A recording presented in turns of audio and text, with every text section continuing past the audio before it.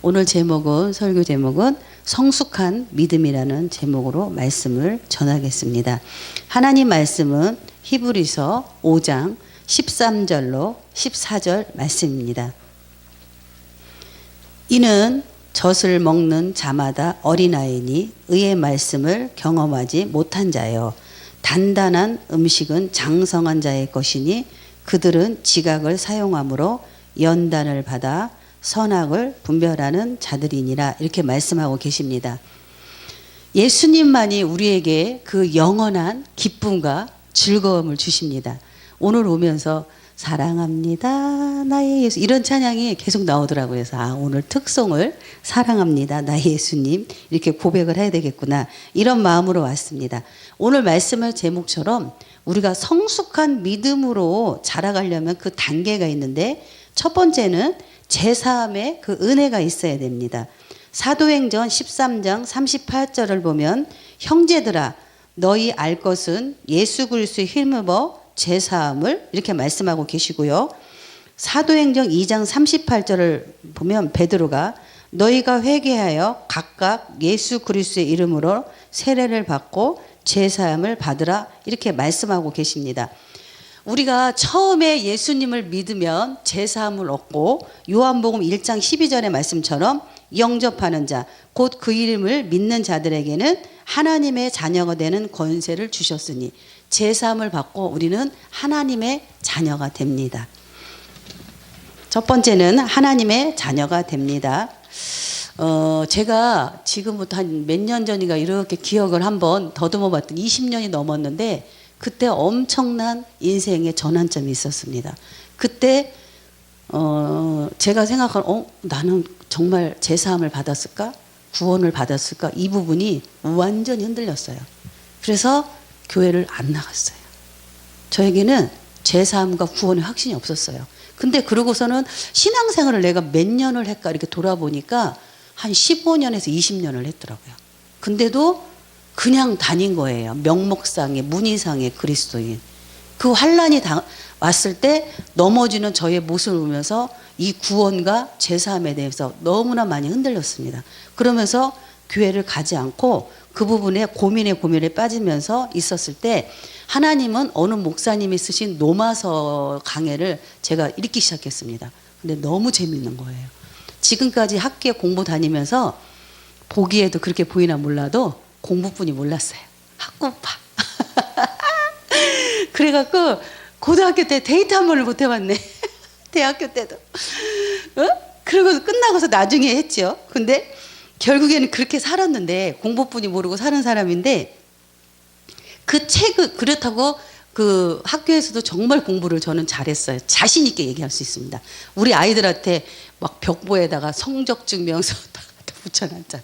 공부하라는 말은 안 해. 엄마도 이만큼 했으니까 너희는 이거 보고 이대 하라는 게 아니라 그 대신 모범을 보였으니까 할 수 있을 만큼 해라 이거였죠. 그래서 그 노마서 강해를 얼마나 재밌게 읽었냐면 3일 밤을 세운 거예요. 학교를 다니면서 저는요 공부를 잘했지만 밤새운 적이 없어요. 갔다 오면 저녁에 일단은 복습하고 그 다음에 아침에 일어나면 그날 공부할 거 하고 가는 거예요. 그럼 잘 되더라고요. 그런데 얼마나 그 노마서가 재밌었는지 3일 밤을 새면서 읽으면서 딱 한 가지 뭐냐 그 말씀에 있는 그걸 통해서 제가 구원의 확신을 받은 거예요. 너무 감사하죠. 그러고서는 다시금 교회를 가기 시작했습니다.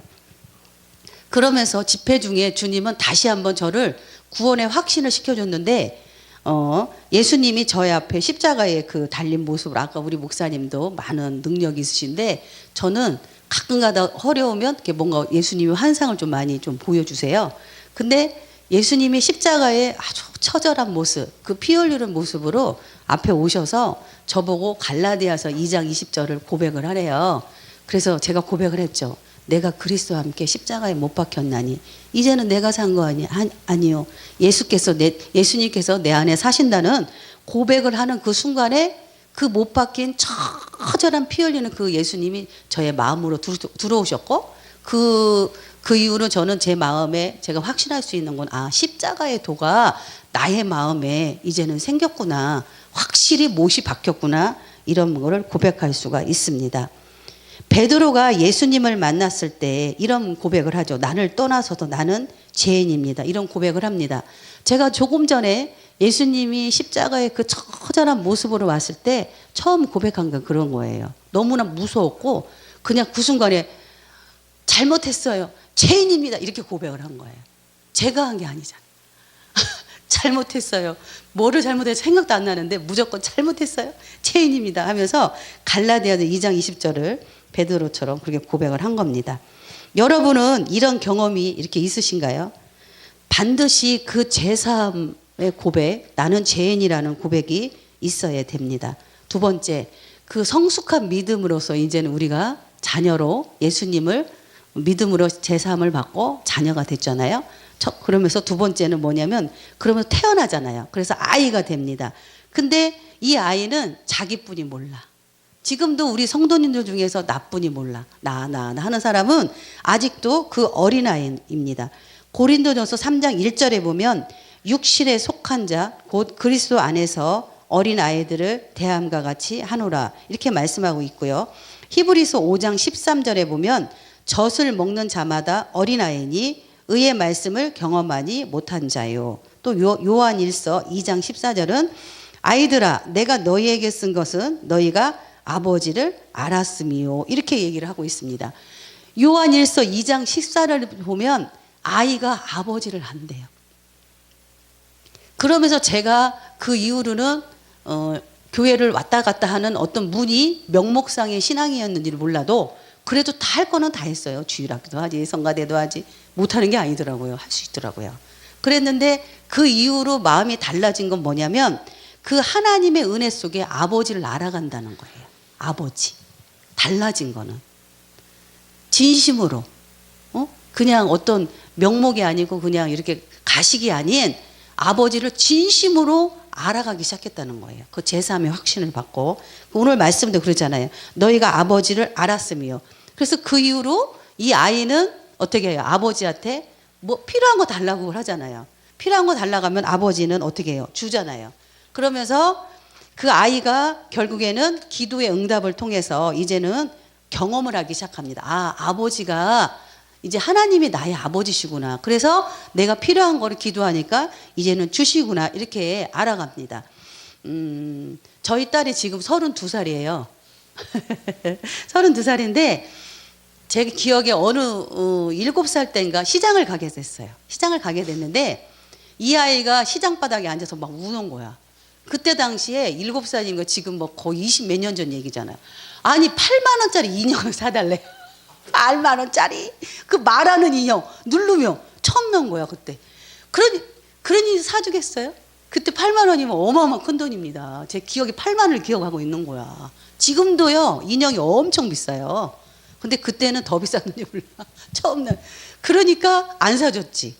안 사줬지만 마음속으로는 아프면서 그래 언젠가는 그거 사줄게. 그런 마음으로 왔죠. 그런 것 같아요. 우리 아버지도 우리가 뭔가를 막 구해. 근데 그때 안 줘. 지금도 저 안 주시는 거 있어요. 그래서 오늘도 오면서 아버지 이것도 안 주고 저것도 안 주고 이것도 안 주고 손가락을 막 꼽으면서 와서 이거 언제 주시는 거예요. 그렇지만 이제 달라진 건 뭐냐면 하나님이 반드시 준다는 거 하나 인정할 수 있고 또 아버지의 때에 아버지의 방법으로 문을 열어서 응답하신다는 거 이제는 알아요. 정말 진심으로 알아요. 그러고 이제 그 아이는 자라서 어떻게 돼요? 이제 어른이 되잖아. 어른이 되면 이제는 아버지의 마음을 더 깊이 알아가죠. 그래서 사도행전 5장 14절에 보면 단단한 음식은 장성한 자의 것이니 그들은 지각을 사용함으로 연단을 받아 선악을 분별하는 자들이니라 이렇게 말씀하고 계십니다. 히브리서 6장 1절을 보면 우리가 그리스도의 초부를 버리고 성숙하는 경지로 나아가며 요한일서 2장 14절에 보면 태초부터 계신 이를 알았으며 하나님을 이제는 어린아이가 자라서 청년이 되고 청년이 돼서 어른이 되는 단계에서 중요한 건 뭐냐면 이제는 하나님의 그 마음, 하나님의 뜻, 하나님을 깊이 이제 알아가는 그런 단계로 나아간다는 것입니다. 근데 우리가 그 하나님의 뜻 안에서 살다 보면 하나님의 뜻을 이뤄가지만 마귀는 늘 우리를 어떻게 해요? 무너뜨리려고 하잖아요. 그래서 그 마귀의 무기가 뭐냐면 육신의 정욕과 안목의 정욕, 이생의 자랑이 요한일서 2장 16절에 있습니다.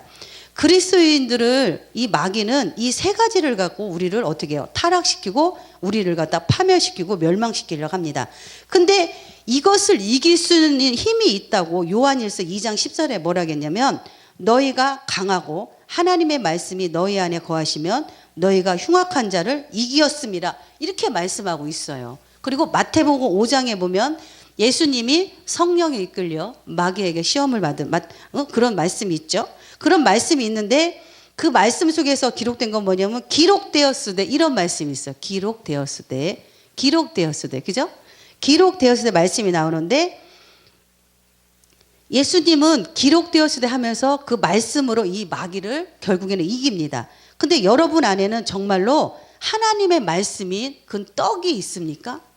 정말 우리 마음속에 얼마나 하나님의 말씀에 그 떡이 있냐 이거죠. 그랬을 때 마귀가 우리를 갖다가 육신의 정욕, 안목의 정욕, 이생의 자랑으로 우리를 무너뜨리려고 할 때 요한일서 2장 14절 말씀처럼 하나님 말씀이 너희 안에 거하시면 어떻게 해요? 너희가 흉악한 자를 이긴다잖아요. 마귀를 이길 수 있는 힘은 뭐냐면 우리 안에 하나님의 말씀이 있어야 되는 거예요. 생명의 떡인 그분이 있어야 됩니다. 하나님의 말씀의 떡을 많이 준비하시기를 바랍니다. 영적 성숙은 말씀과 기도로 하나님을 깊이 알아야 됩니다. 마지막으로 이제는 말씀드리겠습니다. 성숙한 자는 어떻게 해요? 원수를 사랑하잖아요. 원수를 사랑합니다. 근데 우리가 정말 원수를 사랑할 수 있는 능력이 있습니까? 근데 제 이름으로는 절대 안 되더라고요. 그래서 우리는 예수님이 해주셔야 된다고 고백할 수 있는 거예요. 예수님은 우리의 마음의 주인이시잖아요. 그분을 믿을 때 원수를 사랑할 수 있는 능력이 생긴다고 저는 봅니다. 얼마 전에 제가 어떤 목사님에 대해서 갑자기 시기 질투가 일어났어요. 시기 질투. 와, 여자들은 그게 많아요. 남자 목사님들은 모르겠어요. 근데 우리 목사님은 더 많던데. 우리 남자 목사님인데 시기 질투 엄청 하시더라고요. 근데 저는 시기 질투가 일어난 거예요. 하나님 어떻게 해요? 큰일 났어요. 그러면서 제 마음이 괴롭기 시작하는 거예요. 기도를 했습니다. 어떻게 해야 됩니까? 그래서 옛날 같으면 이거 시기 질투를 이길 수 있는 힘을 주세요. 그 기도를 할 텐데 그 기도보다 하나님 어떻게 해요? 이렇게 들어간 거예요. 근데 주님이 뭐라고 하냐면 그를 축복해라. 그러면 이길 수 있다는 거. 근데 신기하더라고요. 그래서 축복합니다. 축복합니다. 정말로 아니야.